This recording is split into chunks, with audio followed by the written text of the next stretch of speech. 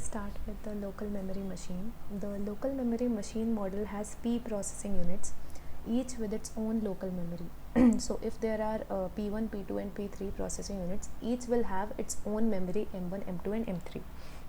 The processing units are connected to a common interconnection network.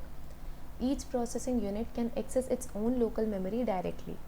Along with that, it can access a non-local memory as well, only by sending a memory request through the interconnection network. So suppose P1 wants to access memory from M2, then it will send a local a non-local memory request through the interconnection network to P2 that I want this part from your memory just to read or just to write something.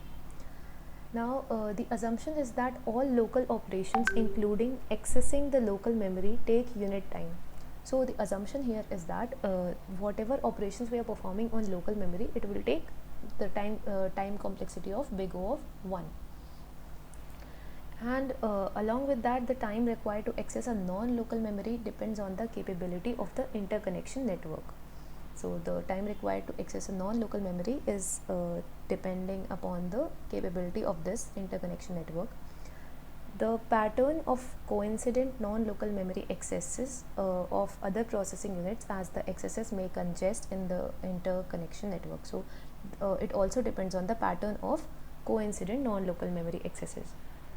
Now we'll also see how the memory module machine works. So the memory module machine consists of P processing units and M memory modules. Now earlier what we saw was that each processor had its own memory. This time each processor is not having its own memory, although there are certain number of processors and certain number of memories. Now these processors and memories both are connected via interconnection network. So there are no local memories in to the processing units. A processing unit can access the memory module by sending a memory request through the interconnection network. It is assumed that the processing units and the memory modules are arranged in such a way that there are no coincident accesses. So there won't be two accesses to the same memory at the same time. The time for any processing unit to access any memory module is almost the same. Then however, when there are coincident accesses by chance, the access time depends on the capability of the interconnection network, again the whatever the capability of interconnection network is there, and the pattern of coincident memory access. So what is the pattern by which this memory access is happening?